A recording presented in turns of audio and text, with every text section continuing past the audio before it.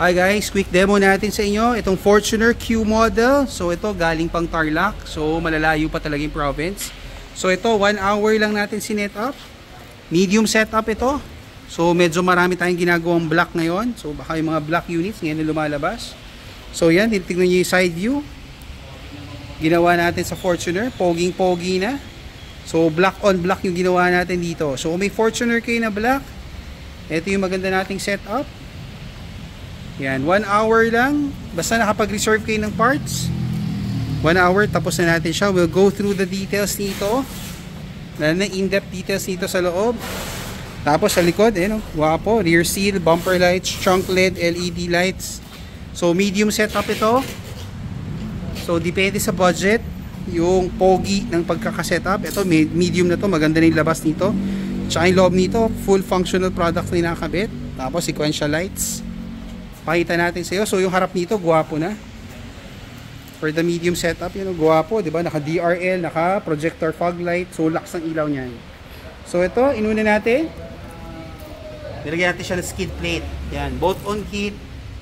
No modification para protection sa ilalim. Yung skid plate, nilagyan natin si sir. Then for here, nilagyan natin siya ng projector LED kasi mahina yung ilaw niyan eh. So yung Fortuner, in-upgrade natin to projector. So ito, nakakabit na to, projector LED lights, plug and play, walang modification. Then ito, nilagyan natin siya ng black garnish set, nilagyan na siya ng DRL always on. Kung nakita mo, kahit na nakabukas yung headlight, yung fog light, nakabukas yung DRL niya. Yung sa inyo kasi ngayon, pag binuksan yung ilaw, patay na yung DRL. So totally all black siya. So sa atin, naka-on na rin yung DRL niya, tsaka yung projector fog light niya. Then nilagyan natin siya ng hood logo. Ito yun, para mas maangas. So chrome yung ginawa natin dito para maganda lang yung turn. No? So ito yung magandang setup natin dito. So yan yun. Then papakita natin sa inyo, nilagyan natin siya ng supersonic horn. So yan yung malakas nating horn. Yan yung pinakamalakas na no void of warranty. Pa-demo yung busina. No void of warranty yung busina natin. Yan, super lakas yan. Yan yung pinakamalakas. Para sa mga customer namin na gustong malakas, ito yon. Pakita natin yung hood lining. So ito, papakita rin namin sa inyo. Hood lining, available yan sa Shopee and Lazada store namin. So ma-order nyo siya. Rubber hood lining, ito yon. Then nilagyan natin siya ng hood shocks. So nakita nyo, pag binuksan, tulak na lang. Hindi na natin siya kailangan buhatin. Then ito, nilagyan natin siya ng version 2 rubber hood lining para hindi dumudumi yung engine. So ito yon, para malinis kasi bago pa to eh. Then here, nilagyan natin siya sequential lights. Diba? Ganda, diba? So mas malaki to, mas bright siya. Kitang-kita. Tapos ito, may auto folding na rin. Pag nilak niyo yung kotse, nagpo-fold na siya. Meron siyang auto folding. Then nilagyan rin natin siya ng matte black cladding. Ito yan, matte black cladding. Tignan yung side stands, diba? Poging-pogi. Ganda, malinis lang. Black on black. Rain visor, nilagyan natin siya. Tingnan mo yung auto folding. Pag nilak natin. So, pag nilak natin siya, nakabukas pa. So, pag nilak natin, yon, maglalak na siya. So, kitang-kita nyo. Pag inunlock nyo siya, o, kita mo, naka-LED ng ilalim. Paddle lights, in-upgrade rin namin siya. Plug and play. Then, pasok tayo sa loob. So sa loob, nilagyan natin siya ng door seal version 2. Ito yung version 2. Ito yung full black liner matting. Yan o, covered na covered. Full black liner. Takip na takip. Available, Shopee and Lazada. DIY lang siya. Then sa loob, pakita natin sa inyo.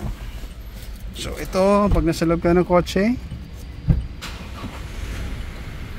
So, bagong-bago unit. Ayan. Ito, lagyan natin siya ng steering wheel cover. So, malinis lang yung dating. Version 2, available to. Shopee and Lazada. Napakalinis lang. Then, ito, nilagyan natin siya ng yan, yung black liner. O, yun yung heel pad. Yun yung purpose ng heel pad. Para maproteksyonan yung kantuhan. So, available yan sa Shopee and Lazada. Tignan nyo yung loob. So, ito yung full black liner matting. Covered na covered. And then, of course, nilagyan natin siya ng Ultra HD camera. Full touchscreen. Ito yung pinakamalinis na namin camera. Nakikita nyo, malinis yung pagkaka-install. Walang wire. Plug and play. Wala tayong pinuputol. So, no void of warranty. Ayan, nakasaksak lang yung charger. Directly, this is the camera. Wala tayong ginagalaw. Digital mirror na siya. So pag nagdadrive kayo, yung buong likod nyo, digital mirror na siya. See? Super linaw. Ito yung Ultra HD camera natin. So ito yung interior. This is the medium setup. 1 hour, tapos na siya. So make sure you made a schedule with us. Then pakita natin sa inyo. So ito galing pang Tarlac, balikan. So yung mga taga-province, make sure nakapag-schedule, nakapag-reserve. Ito na yung door seal. Ito na yung full black liner matting natin. Yan, covered na covered. Oh. Pati ilalim. So yan yung full black liner matting natin. So madali siyang punasan, waterproof. So kasama ng likod, kasama rin yung trunk. Hindi ko na i-open kasi marami tayong gamit nilagay. So yung likod, ito yon. Yung black on black lang ginawa natin dito. Nilagyan natin ng trunk LED, LED plate light. Nilagyan natin ng rear seal. Nilagyan natin ng bumper lights. So guwapong guwapo. So ito 1 hour.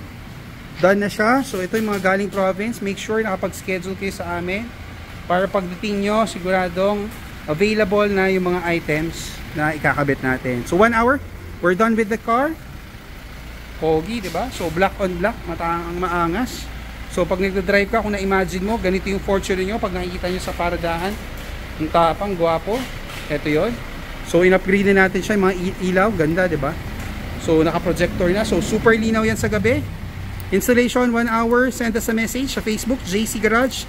Message us to make a reservation and set up. Medium setup, itong setup na to. Hope to see you soon here at the shop. And please don't forget, like and subscribe para makita nyo yung mga bagong videos natin. Thank you!